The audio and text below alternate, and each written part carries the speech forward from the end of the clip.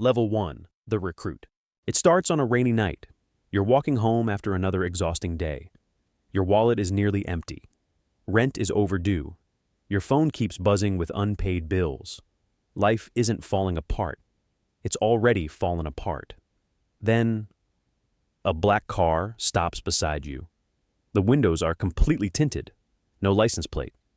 The back door slowly opens. No one says a word. You should walk away. Every instinct tells you to. Instead, you get in. The doors lock. The car drives into the darkness. No music, no conversation, only silence. After nearly an hour, the vehicle stops outside an abandoned warehouse. Inside, dozens of people stand perfectly still. Young, old, men, women. Every one of them looks desperate. A man in a black suit walks onto a small stage. His voice is calm. "We're looking for survivors, not soldiers, not killers." He places a pistol on the table, then a knife, then a stack of money. "You'll earn more in 1 week than most people make in 5 years." Nobody moves until someone asks, "What's the catch?" The man smiles. "If you fail, you die." The room goes silent. Half the people leave immediately. The rest stay, including you. The first test begins without warning. You're blindfolded, hands tied, thrown into the back of another truck.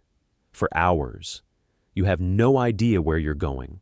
When the blindfold finally comes off, you're standing in the middle of a forest. A loudspeaker crackles. You have 24 hours. Reach the extraction point. Within minutes, screams echo through the forest. You notice something strange. The hunters always follow the loudest people. You stop moving. Completely. 5 hunters walk less than 3 meters from your hiding place. None of them notice you. By sunrise, only 12 recruits remain. You were one of 60. The survivors arrive at an old compound hidden deep in the mountains. One instructor speaks. "Forget who you were. That person no longer exists. Your old life is over."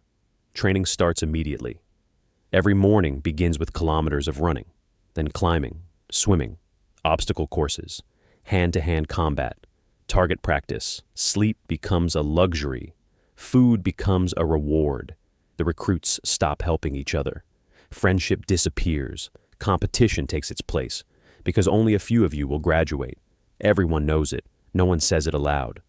One afternoon, the instructor places a coin on the floor. First person to grab it wins dinner. People shove each other aside. You don't move. The instructor notices. "Why didn't you fight?" You answer, "Because everyone was looking at the coin. No one was watching you." For the first time, the instructor smiles. You noticed. The mission is never where people are looking.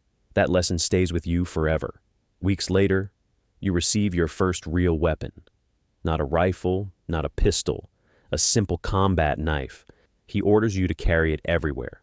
Sleep with it, train with it, eat with it beside you, until it feels like part of your own body. Level 2, the shadow. The first contract changed everything.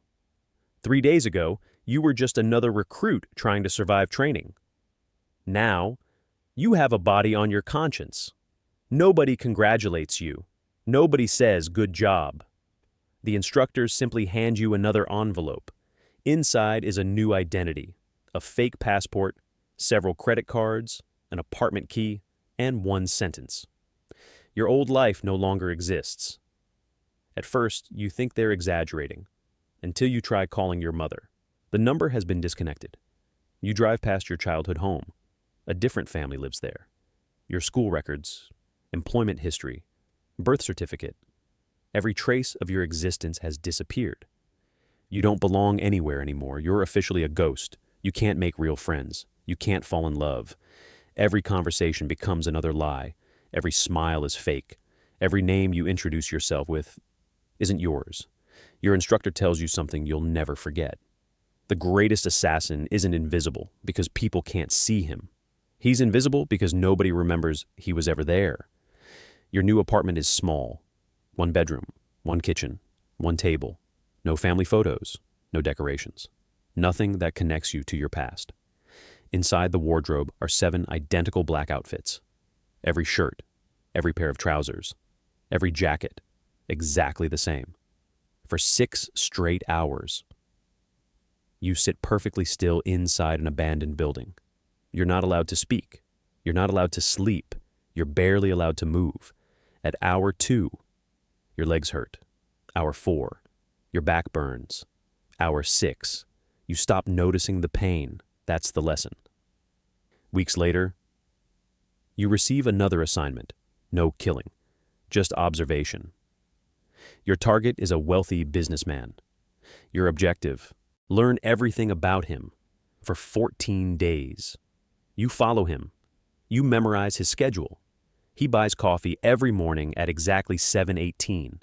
He takes the same shortcut every Tuesday. He argues with his wife every Friday evening. He scratches his beard whenever he's nervous. He parks in the same space every day. You know more about him than he knows about himself.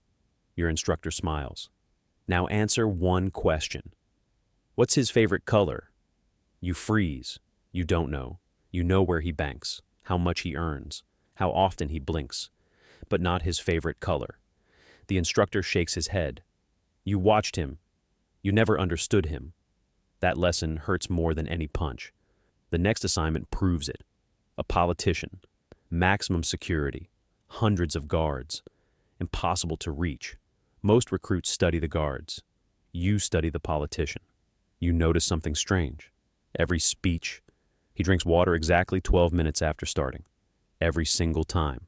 Not 11, not 13, exactly 12. Habits create opportunities. Weeks later, the instructor gathers the class. One question: which student is carrying a weapon? Everyone looks around. Nobody knows. Then he points at you, because you noticed. One recruit keeps touching the right side of his jacket.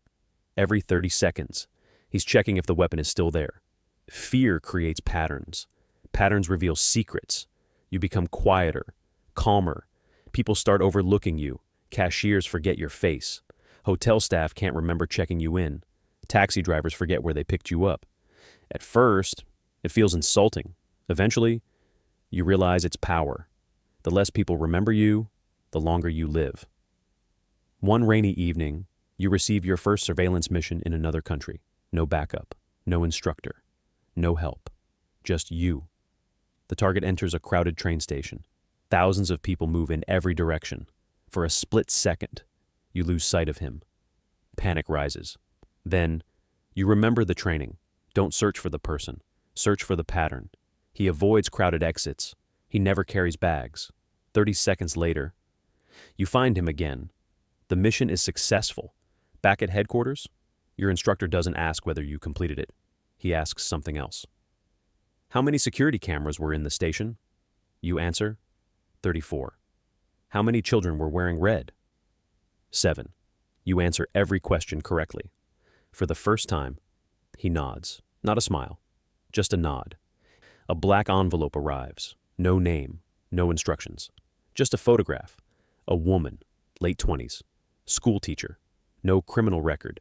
No political connections. You assume it's another surveillance assignment. Then you turn over the photograph.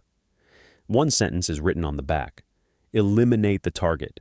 You stare at it in disbelief. There has to be a mistake. Why would anyone want her dead? For the first time since joining, you question an order your instructor notices, and your next decision will determine whether you truly become an assassin. Level 3. Blooded. Your first kill changed everything. Not because it was difficult, but because it became easier than you ever imagined. The first night, you couldn't sleep. Every time you closed your eyes, you saw his face, his last breath, his hand reaching towards you, the sound his body made when it hit the floor.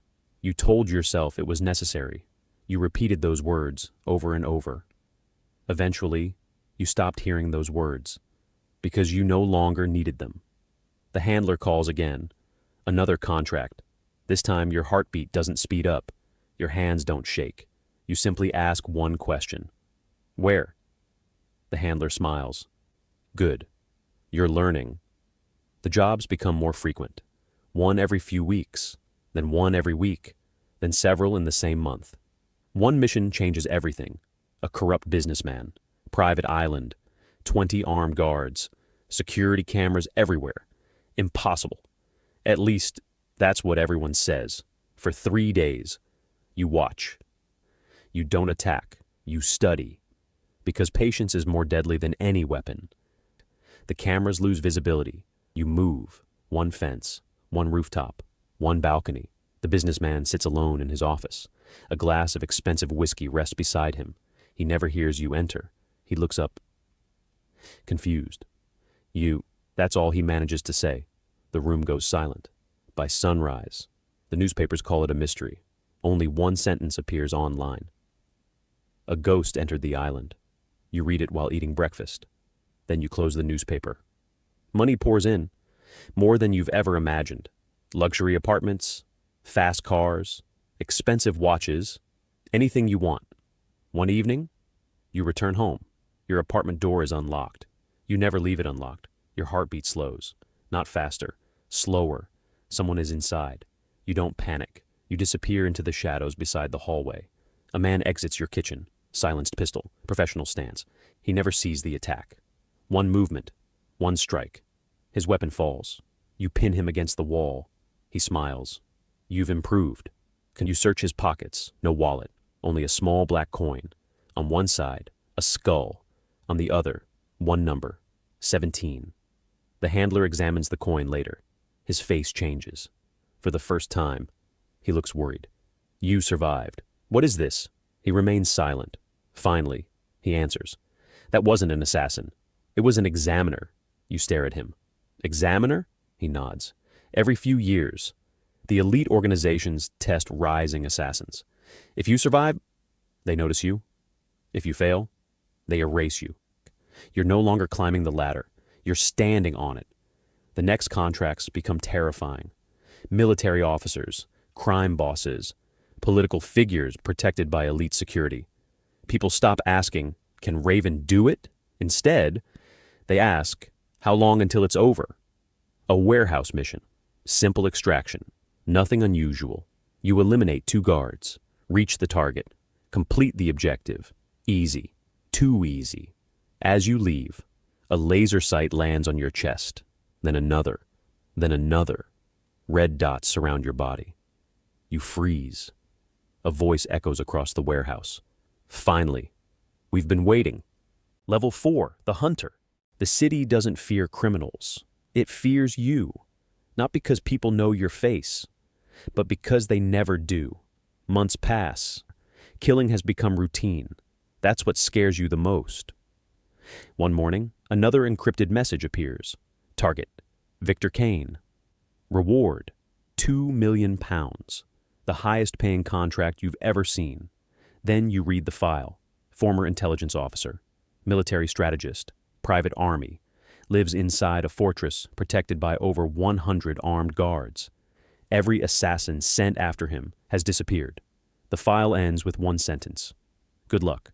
You spend 3 weeks studying him, his morning routine, his bodyguards, his cameras, his vehicles. You learn something important. Nobody is impossible to kill. Everyone repeats patterns. Patterns create openings. You spend days disguised as different people. A delivery driver, a maintenance worker, a businessman, a tourist. Nobody notices, because nobody remembers ordinary faces. You become invisible, not by hiding, but by blending in. Finally, mission day arrives. You enter through a maintenance tunnel beneath the estate. Every step has already been planned hundreds of times inside your head. Halfway inside, everything changes. A guard stops walking. He looks directly toward you. Your heart doesn't race, you simply freeze. Humans notice movement more than shapes. He stares. 5 seconds, 10 seconds. Then, he keeps walking. You reach Victor's office, empty, too easy. Then the lights shut off. Red emergency lights begin flashing. A voice echoes through hidden speakers. I've been expecting you. Armed soldiers surround you, rifles, shotguns, body armor. You throw a flash grenade. One guard falls. Another loses his weapon. You don't stay to fight. You sprint, because surviving matters more than winning. You slide beneath closing security doors, crash through windows. Your body moves before your brain even finishes thinking. Hours later, mission failed. Back at the safe house, a package waits outside. No sender. Inside, a single chess piece, a black king, and another note. You survived. Interesting. Over the next month, the impossible begins happening. Your safe houses are discovered. Weapons disappear. Bank accounts are emptied. Somebody understands how assassins think. Somebody is hunting. You finally discover the name. Codename Phantom. If Phantom wants you dead, nobody survives. Every mission becomes harder. Every contract feels dangerous. Because now, you aren't just hunting targets. You're constantly checking rooftops, mirrors, windows, crowds, waiting for someone to make the first move. Sleep becomes impossible. Trust disappears completely. Paranoia becomes survival. Weeks later, a message arrives, not encrypted, not hidden, just a handwritten address. If you want to stop running, come alone. Level 5, the ghost. You haven't seen your real face in months. Every mirror shows someone different. Different name, different passport. The man you were years ago doesn't exist anymore. You erased him, because that's the only way to survive. At this level, your greatest weapon isn't your gun. It isn't your knife. It isn't your aim. It's the fact that nobody knows who you are. Years have passed since your first contract. The frightened rookie is gone. You've completed over 200 missions. Politicians, drug kings, military generals, every continent, every climate, every impossible assignment. You always finish the job. You never leave evidence. Entire intelligence agencies create files dedicated to you. Every page ends with the same sentence. Identity. Unknown.